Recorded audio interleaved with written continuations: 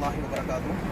കഴിഞ്ഞ തിങ്കളാഴ്ച ദിവസം, അതായത് 6-ാം തീയതി ജന്നത്തുൽ മുഅല്ലയിൽ മറമാടപ്പെട്ട സുഹൈലയുടെ ഖബറിലേക്ക് വരികയാണ്. എൻ്റെ കൂടെ മക്കയിൽ തന്നെ ജോലി ചെയ്യുന്ന സുഹൈലയുടെ കുടുംബക്കാരനായ ലത്തീഫ് കെയും കൂടെ ഉണ്ട്.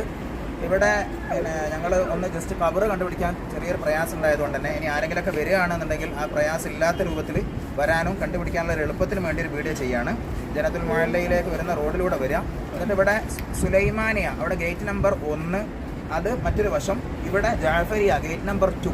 ഇതിലൂടെയാണ് സുഹൈലയുടെ ഖബറിലേക്ക് പോകുന്ന വഴിയുള്ളത്. ജാഫരിയ ഗേറ്റ് നമ്പർ 2. ഓക്കെ, ഇവിടെ 76-ാമത്തെ ബ്ലോക്കിൽ 52-ാമത്തെ ഖബർ, അതാണ് സുഹൈലയുടെ ഖബർ.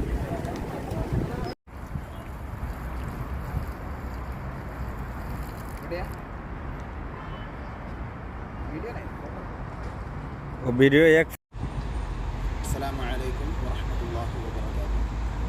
പ്രിയപ്പെട്ടവരെ, കഴിഞ്ഞ 6-ാം തീയതി തിങ്കളാഴ്ച ജന്നത്തുൽ മുഅല്ലയിൽ മറമാടപ്പെട്ട സുഹൈലയുടെ ഖബറിനരിയിലാണുള്ളത്.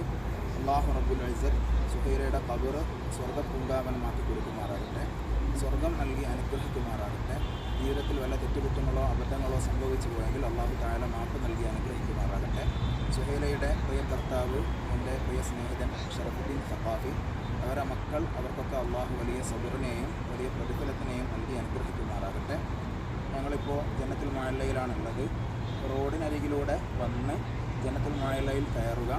76-ാമത്തെ ബ്ലോക്ക്, അതിൽ 52-ാമത്തെ ഖബറാണ് സുഹൈലയുടെ ഖബർ. അറിയാത്ത ആളുകൾക്ക് വേണ്ടിയാണ് ഇങ്ങനെ ഒരു വീഡിയോ ചെയ്യുന്നത്. കാരണം ഇവിടെ വന്നു കഴിഞ്ഞാൽ ഒരു ഖബർ കണ്ടുപിടിക്കാൻ കുറച്ച് ബുദ്ധിമുട്ടാണ്. ഞങ്ങൾ കുറച്ച് ബുദ്ധിമുട്ടി. അപ്പോൾ നമുക്ക് മനസ്സിലായി ഇനി വേറെ ആരെങ്കിലും വരികയാണെന്നുണ്ടെങ്കിൽ ഖബറിൽ നിന്ന് വരണമെന്നുണ്ടെങ്കിൽ അത് പ്രയാസകരമായിരിക്കുമെന്ന് മനസ്സിലായതുകൊണ്ടാണ് ഇങ്ങനെ ഒരു വീഡിയോ ചെയ്യുന്നത്. ജന്നത്തുൽ മുഅല്ലയിൽ 76-ാമത്തെ ബ്ലോക്ക് 52-ാമത്തെ ഖബർ.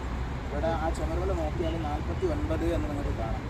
49-ാമത്തെ ഖബർ, അത് തൊട്ടിപ്പുറത്ത് 50, 51, 52-ാമത്തെ ഖബർ. ഇവിടെ ഇപ്പോൾ കുറച്ച് നേരത്തെ സുഹൈലയുടെ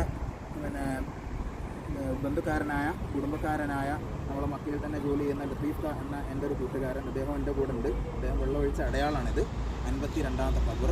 ഏതായാലും ഇൻഷാ അല്ലാഹ് വരാൻ പറ്റുന്ന ആളുകളൊക്കെ വന്ന് സിയാറത്ത് ചെയ്ത് കഴിയുന്ന കാര്യങ്ങളൊക്കെ അവർക്ക് വേണ്ടി ഹദിയ ചെയ്ത് ദുആ ഇറക്കണമെന്ന് ഓർമ്മപ്പെടുത്തി നിർത്തുന്നു. അസ്സലാമു അലൈക്കും വറഹ്മത്തുള്ളാഹി വബറകാതുഹു.